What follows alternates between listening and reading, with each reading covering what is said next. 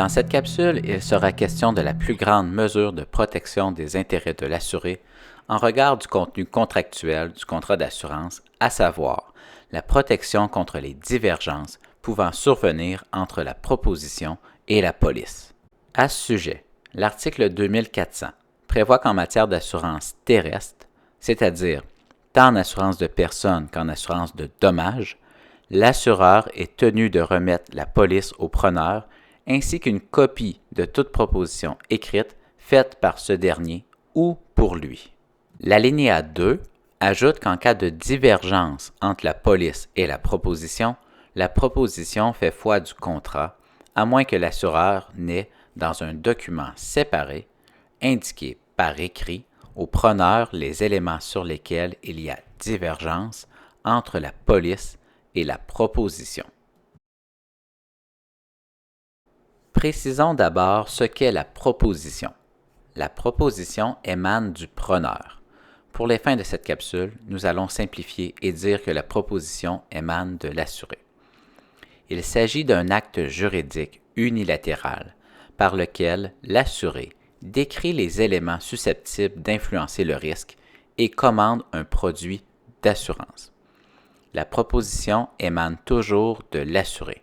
Elle peut être orale ou écrite. L'acceptation de cette commande par l'assureur est un autre acte juridique unilatéral.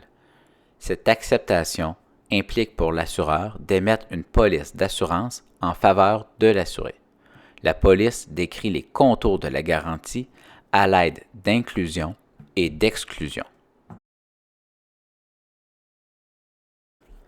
Ces deux actes juridiques unilatéraux forment ensemble le contrat d'assurance, lequel est un acte juridique bilatéral.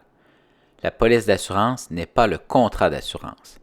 La police est simplement le document constatant l'existence du contrat d'assurance. Ce contrat bilatéral souffre d'un profond tiraillement entre la proposition et la police. Cette perpétuelle tension au sein du contrat d'assurance s'illustre notamment par l'opposition entre le désir de l'assuré d'obtenir un produit d'assurance convenant le mieux à ses besoins concrets et particuliers et le désir de l'assureur de distribuer un produit abstrait, générique, standardisé, dont la portée ne change pas. Maintenant que nous avons défini la proposition ainsi que la police, étudions la notion de divergence. La notion de divergence s'applique indistinctement que la proposition soit écrite ou verbale. Le Code civil ne définit pas ce qu'est une divergence. Il faut donc regarder dans la jurisprudence et dans la doctrine pour trouver une définition. Selon la Cour d'appel, une divergence est une inconsistance juridique entre la proposition et la police, soit un écart sur un point essentiel entre ce qui a été voulu et ce qui a été réalisé. La divergence est donc une opposition entre la proposition et la police. Cette opposition s'évalue en fonction du critère des attentes du preneur au moment de la formation du contrat. Il s'agit d'un exercice hautement factuel, nécessitant l'étude approfondie des circonstances prévalant lors de la proposition. Ainsi, les représentations effectuées à l'égard de l'assuré lors de la proposition prennent toute leur importance ici. Voici quelques éléments qui ont été retenus dans la jurisprudence afin d'établir les attentes du preneur. Les documents fournis par le preneur, une brochure publicitaire de l'assureur, les informations demandées au preneur, la confirmation d'assurance adressée par le courtier, la page couverture de la police, le titre de la garantie ainsi que la correspondance entre le preneur et le courtier. Selon le professeur Luel, 3 scénarios sont principalement source de divergence, soit la modification d'une protection commandée, la disparition d'une protection commandée, ainsi que l'ajout d'une nouvelle clause. La modification d'une protection commandée est le scénario le plus fréquent rencontré dans la jurisprudence. À ce sujet, plusieurs exemples peuvent être donnés. Le preneur complète une proposition intitulée « Assurance responsabilité civile des garagistes » afin de couvrir la responsabilité d'un garage de réparation mécanique mineure, alors que la police contient une exclusion pour la responsabilité découlant de la détérioration de biens meubles dont l'assuré a la garde ou sur lesquels il a un pouvoir de direction ou de gestion. Or, l'assuré doit conduire les véhicules de ses clients pour les déplacer ou en faire l'essai.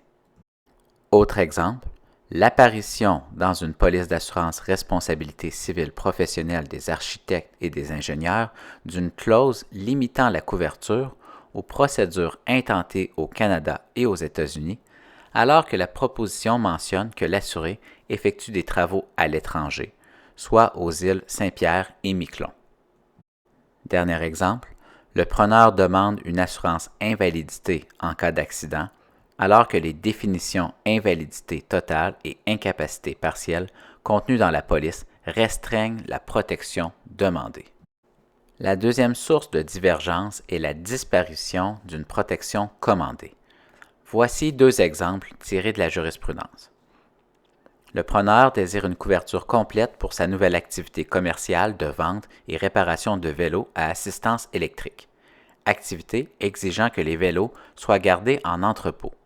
Or, la police ne couvre pas les biens situés dans l'entrepôt. Autre exemple, le preneur demande une protection contre les pertes pouvant résulter de la zone de forte pente, bref, un cap, sur laquelle repose sa maison, tel qu'indiqué dans le certificat de localisation qu'il transmet à l'assureur, alors que la police exclut les dommages occasionnés par les mouvements du sol. Selon le professeur Luel, l'ajout d'une nouvelle clause créera une divergence si elle se trouve, compte tenu des circonstances, en contradiction flagrante avec les attentes du preneur. Encore une fois, voici quelques exemples tirés de la jurisprudence. La police d'assurance invalidité limite le cumul des indemnités alors qu'une telle limitation n'est pas prévue dans la proposition. Constitue une divergence l'apparition d'une clause dans la police prévoyant qu'en cas de cancer, aucune prestation ne sera versée si le diagnostic est effectué dans les 90 jours suivant la date d'entrée en vigueur de la police. Enfin, l'ajout dans la police d'un engagement formel peut constituer une divergence selon les circonstances. Regardons maintenant la solution retenue par le législateur lorsqu'il y a une divergence entre la police et la proposition. La règle générale est qu'en cas de divergence entre la police et la proposition, le contenu de la proposition fait foi du contrat d'assurance.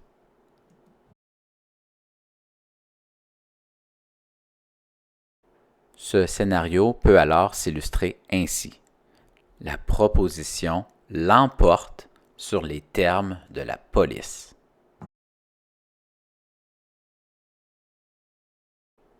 L'article 2400 alinéa 2 prévoit une exception à la règle.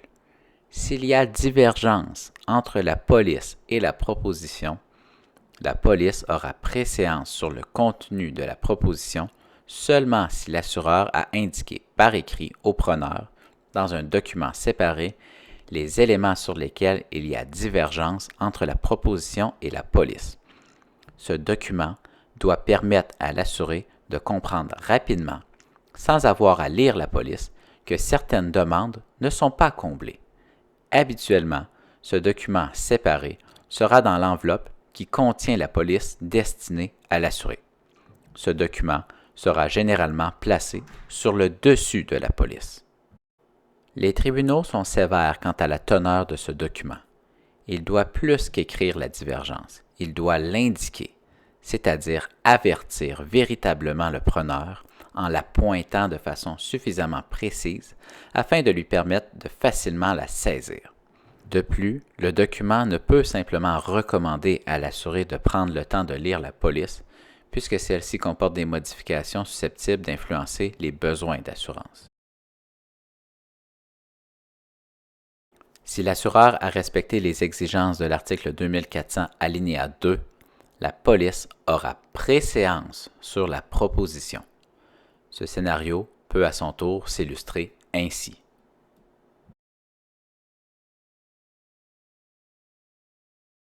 Les difficultés créées par une divergence, tout comme celles créées par une simple différence entre la proposition et la police, peuvent soulever des questions au sujet de l'interprétation du contrat. L'étude des divergences démontre qu'un contrat d'assurance ne devrait jamais, mais bien jamais, être interprété sans se soucier du contexte de la proposition et des attentes de l'assuré. Il est parfois difficile d'opérer une distinction nette entre un problème entourant une divergence et un problème lié à l'interprétation du contrat d'assurance. À titre d'exemple, dans l'arrêt Ribot, le juge Baudouin conclut en faveur de l'assuré à l'existence d'une divergence, alors que la juge Deschamps favorise également les intérêts de l'assuré, mais en interprétant plutôt la clause litigieuse.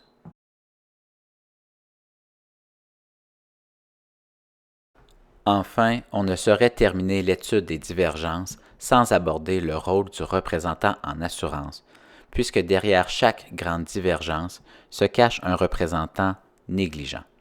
En effet, l'étude des divergences soulève des questions quant au rôle du représentant en assurance, ainsi que de ses compétences professionnelles.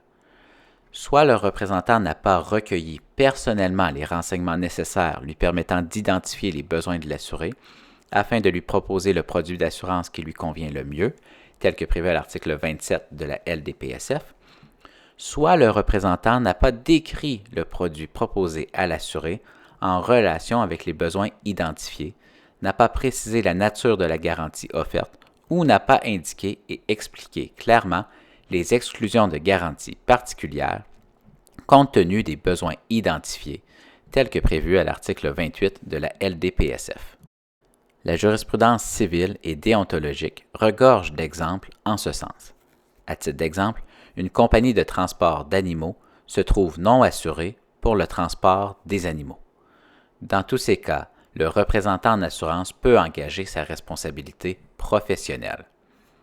Enfin, selon la Cour supérieure, généralement, lorsqu'un courtier d'assurance intervient entre un assureur et un assuré, il y a présomption que le courtier agit pour l'assureur aux fins de l'article 2400. Voilà qui complète l'étude des divergences entre la proposition et la police.